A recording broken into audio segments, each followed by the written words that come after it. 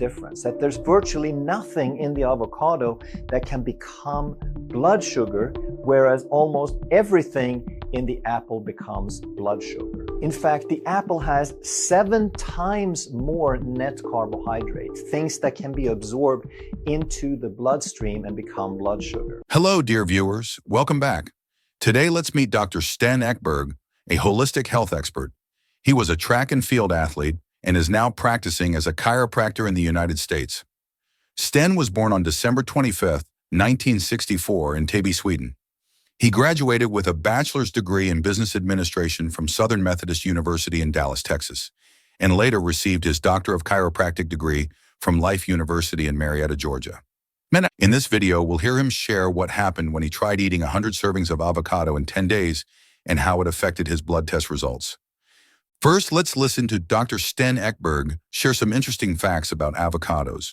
The avocado.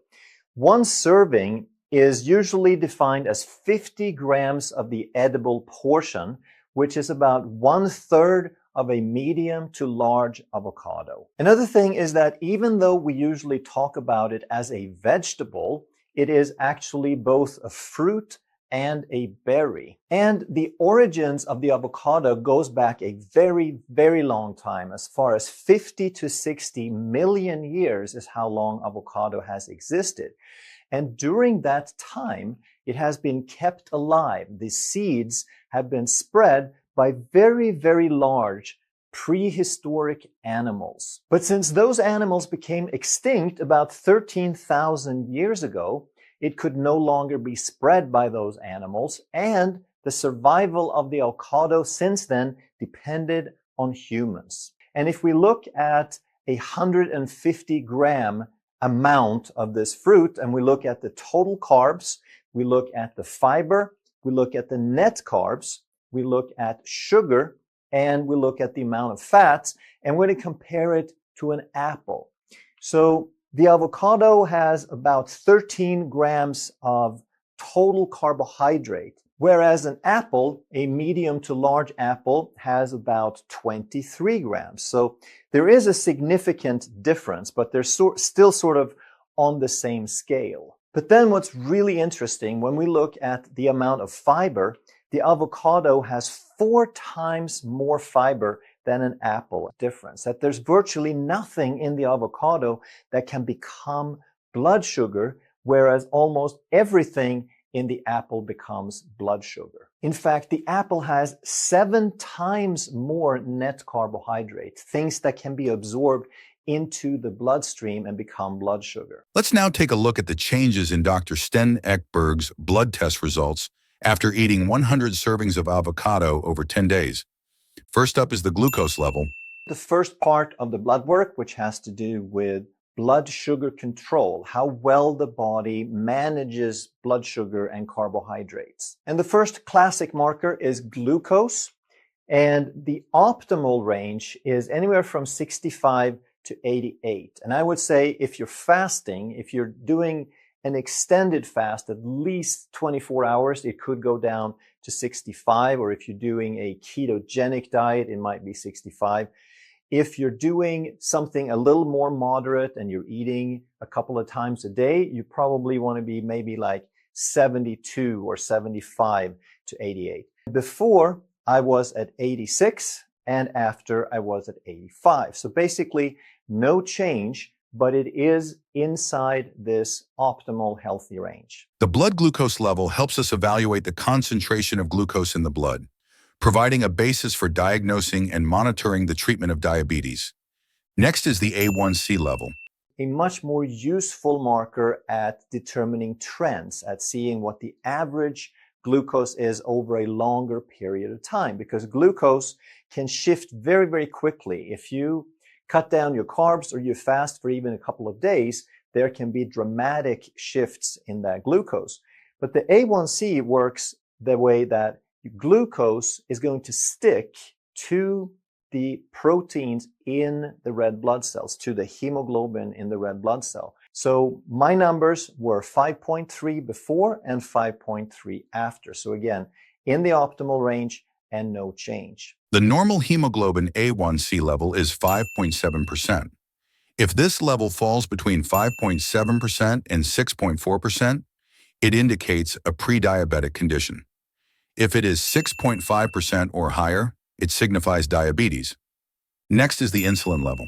But then one more marker we absolutely want to test is called insulin, and it's a much better marker, again, than either glucose or hemoglobin A1C in determining insulin resistance rather than just blood glucose levels. And the optimal range here is anywhere from 2 to 5. That's a very insulin sensitive person would have a fasting insulin of about 2 to 5.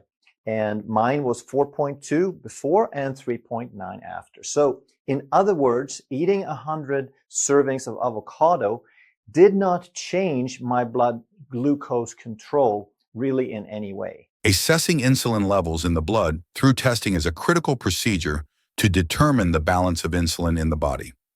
Elevated or decreased insulin levels can indicate conditions such as pancreatic endocrine tumors, hypoglycemia, insulin resistance, or diabetes. After testing, Dr. Sten's insulin level was recorded at 3.9%, showing minimal change compared to before he undertook the challenge. This demonstrates that avocados do not significantly alter blood glucose control. The next markers are hs-CRP and homocysteine.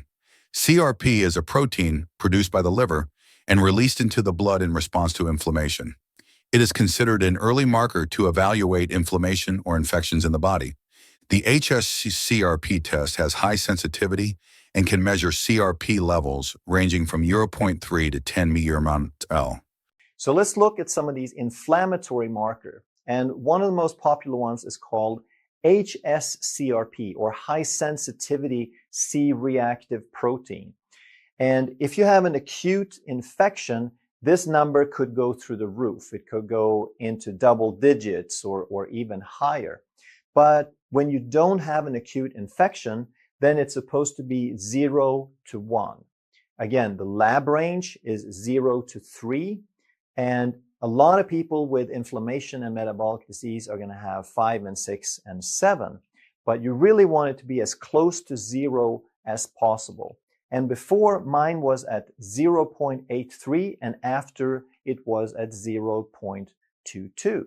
So this would fit the idea that a diet like the Mediterranean diet, which is very low in processed foods and very high in monounsaturated fats, would lower inflammation. Another important marker is called homocysteine, and we check that on every blood work in the office.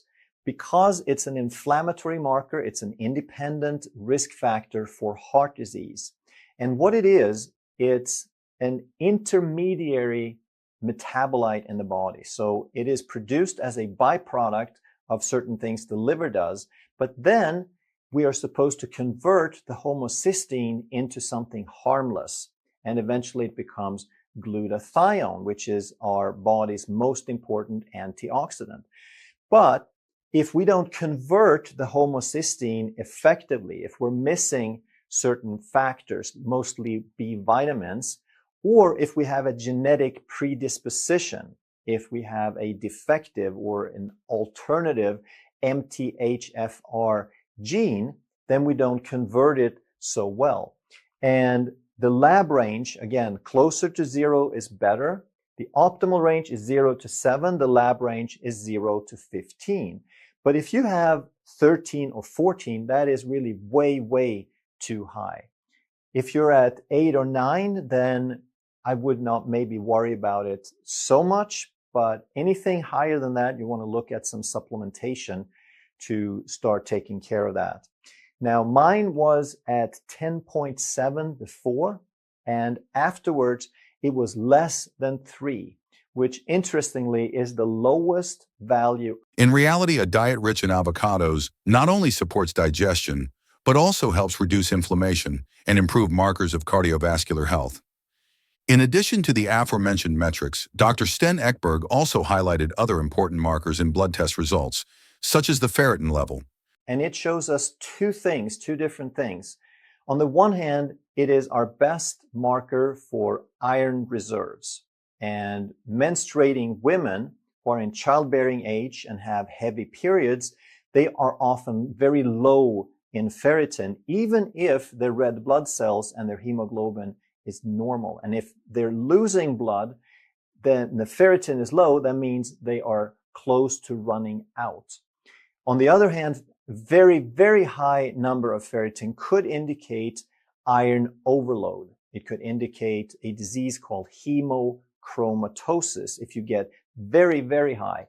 So the optimal range is typically 40 to about 250. And some people put it even a little bit lower, like 150 or 200, which could indicate, if you're a little higher than 150, could indicate inflammation.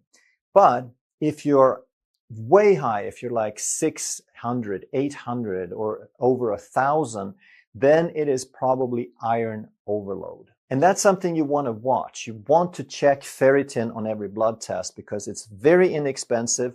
And if you have extremely high numbers, hemochromatosis is a very serious condition that can cause severe liver stress and pancreas stress. Ferritin was a type of protein that stores iron, primarily found in liver cells and immune cells. When the body requires iron for synthesis processes, it is released from ferritin. Next markers, HDL and LDL. After Dr. Sten's experiment, the results were as follows. HDL, high-density lipoprotein. Before the experiment, 69. After the experiment, increased to 72 LDL, low-density lipoprotein, particle count. Before the experiment, 1,232 particles. After the experiment, reduced to 1,094 particles. The increase in HDL and the reduction in LDL are positive indicators as they help lower the risk of cardiovascular disease, triglycerides, and VLDL. Dr. Sten also mentioned triglycerides and VLDL, very low-density lipoprotein. To provide energy to cells, the body produces VLDL, which carries triglycerides as fuel. As VLDL circulates, it delivers triglycerides to cells and then transforms into LDL. If the cells are metabolically healthy, they quickly absorb the triglycerides, leaving minimal amounts in the bloodstream. If the cells are insulin resistant or fuel resistant, they do not absorb triglycerides effectively, leading to higher triglyceride levels in the blood. Optimal ranges. Optimal triglycerides. 50-90 mg DL with laboratory range, up to 150 mg DL. This range includes many metabolically unhealthy individuals. Dr. Sten's triglyceride results. Before the experiment, 72 mg DL. After the experiment, dropped to 68 mg/dl. And these improvements highlight the potential benefits of a diet rich in avocados for supporting metabolic health and reducing cardiovascular risk. I've seen a lot of people with numbers in the 22 range, and mine went from 21.4 and up to 21.6. So again, this matches what we saw. We saw a decrease in total particles, we saw a decrease in the number of small particles, and we saw an increase in size. So this is very consistent. And when we look at the percentage of the LDL particles that were less than 20.5 nanometers, we saw that I'm going from 29% down to 19%. So these are much more important indicators of heart disease risk than total cholesterol or LDL. So when we look at the LDL particle count and the size, the take-home message is that these things can change very quickly. They can change dramatically. So now let's look at the traditional cholesterol panel where they measure total cholesterol and they want that usually to be under 200. And in my opinion, this is an almost irrelevant marker. And I believe that optimal values are between 170 and 270. So my numbers were 334 beforehand and 231 after. So these numbers don't tell us anything absolutely definite, but they are all good indications. And that's the idea of blood work, is that you look at multiple markers and you see where the trend, where the big picture is heading. With the results mentioned above, we can see that avocados positively influence Dr. Sten's health markers. This proves that avocados are truly a health-promoting food. Many people mistakenly believe that avocados are not suitable for individuals with high blood lipids. However, experts have pointed out that avocados contain healthy fats and are free from cholesterol. Therefore, eating avocados daily can help lower bad LDL cholesterol levels, reducing the risk of atherosclerosis, high blood pressure, heart attacks, strokes, and related issues. With this information, we hope you found another great addition to your healthy diet. Start including avocados in your meals today, and you're sure to see significant health benefits. If you found this video helpful, don't forget to like and share it with your friends and family. Make sure to subscribe and tap the bell icon to get notified whenever we upload new videos. Thanks for watching.